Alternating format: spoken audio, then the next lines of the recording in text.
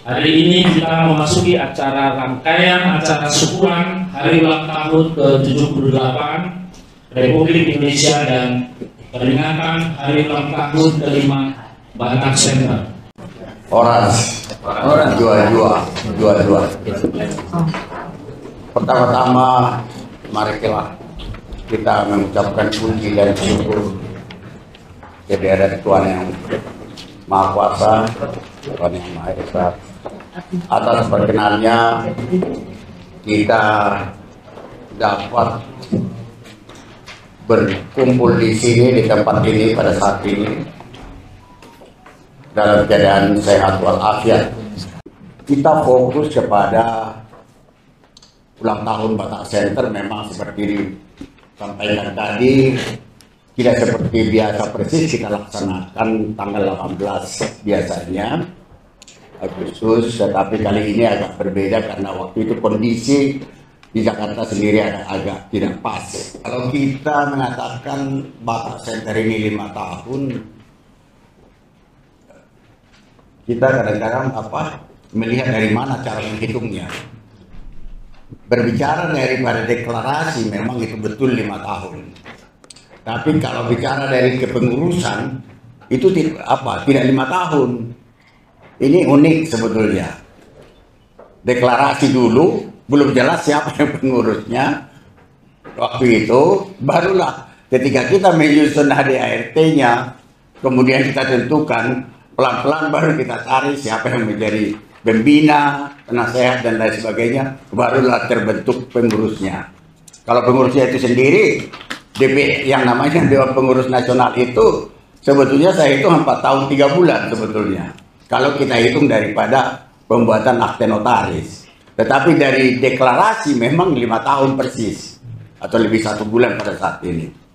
Tapi bukan mau excuse di sini. Jadi hanya mau menjelaskan sedikit uniknya.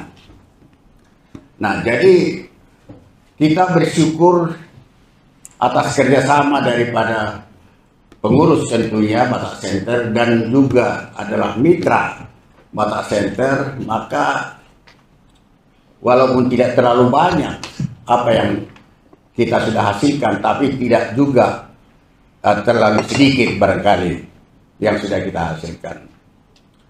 Yang pertama, waktu itu yang kita hasilkan adalah menyelenggarakan ULOS Fest atau Festival ULOS. Itulah kegiatan awal daripada Batak Center ini yang kalau boleh dikatakan luar biasa ketika itu, karena kita di Museum Nasional penyelenggaranya dan dihadiri oleh dan bahkan dibuka oleh tokoh nasional yaitu Ketua MPR RI dan bahkan dihadiri oleh Gubernur Sumatera Utara. Jadi suatu kebanggaan.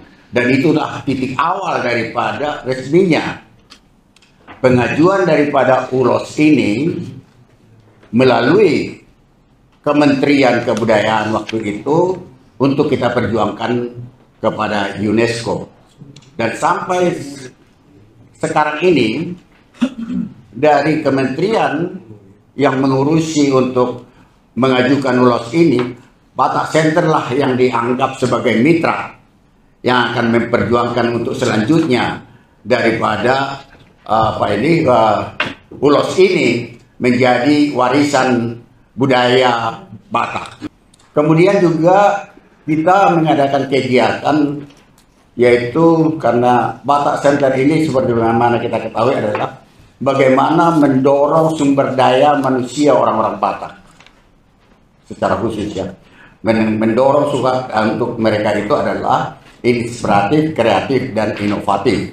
Itu yang kita oleh karena itu waktu itu kita adakanlah perlombaan lagu-lagu Batak terpopuler oleh penciptanya dengan tujuan adalah untuk mengetahui siapa saja pencipta lagu Batak yang kita ketemukanlah beberapa orang ketika itu dengan mengadakan kegiatan itu, perlombaan lagu-lagu Batak terpopuler.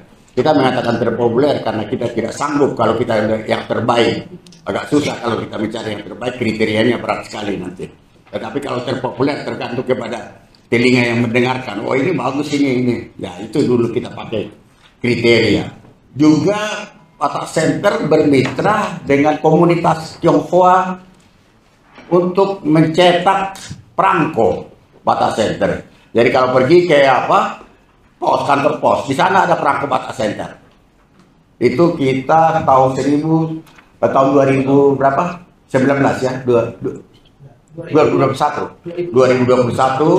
kita sudah cetak itu, dan kita dengan harga 5.000 itu resmi dikeluarkan oleh negara perangko itu, dan sampai kapanpun itu diakui sebagai suatu alat untuk pengiriman surat dan lain sebagainya. Nah, juga Batak Center mengadakan berbagai kegiatan, diantaranya sekarang masih dalam proses Batak Center menulis tokoh-tokoh Batak yang berpengaruh, ya istilahnya, tokoh-tokoh Batak yang paling berpengaruh. Jadi sudah ada satu buku yang sudah siap sebetulnya untuk kita tinggal mengeditnya nanti agar ini menjadi suatu catatan bagi orang-orang Batak nanti bahwa inilah tokoh-tokoh yang versi Batak Center. Ya, kita mengatakan selalu versi karena orang lain bisa membuat buku juga dengan versinya sendiri. Mencoba menghimpun tokoh-tokoh yang kita anggap sebetulnya, tapi kita prioritaskan itu, kita khususkan untuk mereka-mereka yang sudah mendahului kita. Nah, juga Batak Center karena dalam konteks sumber daya manusia tadi itu memberikan penghargaan-penghargaan kepada siswa atau mahasiswa orang-orang Batak yang memiliki nilai lebih yang kita ikuti. Kita sudah 2 kali memberikan penghargaan kepada siswa di Bonapasugi yang memang mereka memiliki prestasi internasional nomor 1, misalnya medali emas dari SMP Siantar Narumonda. Ada 3 orang waktu itu sangat berhasil dalam perlombaan internasional. Mereka mendapatkan medali emas. Bagaimana mendapatkan satu obat pengganti obat nyamuk daripada materi lokal. Dulu katanya itu memang sudah ada tapi tidak pernah diapakan. Dan ternyata ada tanaman tertentu yang bisa menjadi pengganti obat nyamuk. Dan oleh karena itulah mereka mendapatkan penghargaan internasional waktu itu. Begitu dengan SMP dari Lumbanjulu. Juga mereka kita memberikan apresiasi atas prestasi mereka. Jadi inilah beberapa contoh daripada kegiatan Batak Center sebetulnya yang kita anggap perlu sebetulnya kita laksanakan dan kita kembangkan untuk yang akan datang ini. Nah, dalam konteks ini sebetulnya kita menginginkan adanya suatu kerjasama dengan organisasi komunitas Batak yang kami dalam catatan kami ada terbatas, tetapi semua sebetulnya bisa kita harapkan berpartisipasi untuk bersinergi memperjuangkan apa yang sebetulnya bisa kita perbuat di Bonapasugi untuk masyarakat orang-orang Batak yang ada di sana. Itu yang lagi kita harapkan dengan pertemuan ini nanti, mungkin nanti dipandu oleh Aman Sekjen, bagaimana pikiran kita semuanya, apa yang bisa kita perbuat per organisasi masing-masing. Dengan kita mengharapkan sebetulnya organisasi Batak Center itu, organisasi Batak ini tidak perlu semua dalam untuk satu urusan, biarlah masing-masing dengan kegiatannya, artinya dengan temanya sendiri-sendiri. Misalnya seperti Batak Center temanya adalah bagaimana melestarikan dan mempertahankan dan mengembangkan budaya Batak. Budaya Batak dalam arti seluruh puak-puak. Kita tidak hanya satu seluruh budaya itu bedanya Batak Center ini dengan organisasi lain. Mungkin kalau kita lihat organisasi Batak yang lain, mereka mungkin hanya satu bagian tertentu, puak tertentu barangkali. Tapi kalau Batak Center adalah suatu organisasi yang seluruh puak-puak Batak dan juga seluruh agama yang ada di dalamnya dan kepercayaannya. Di situ bedanya Batak Center dengan organisasi-organisasi daripada Batak yang lain. Itu kalau dianggap ini sebagai kelebihan, syukurlah.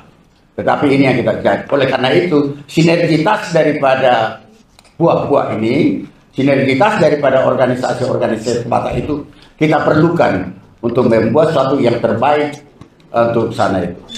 Kalau kita melihat sebetulnya kondisi kita di sana, ada beberapa prospek yang kita bisa lihat di sana. Misalnya bagaimana mengembangkan pariwisata, itu yang kita.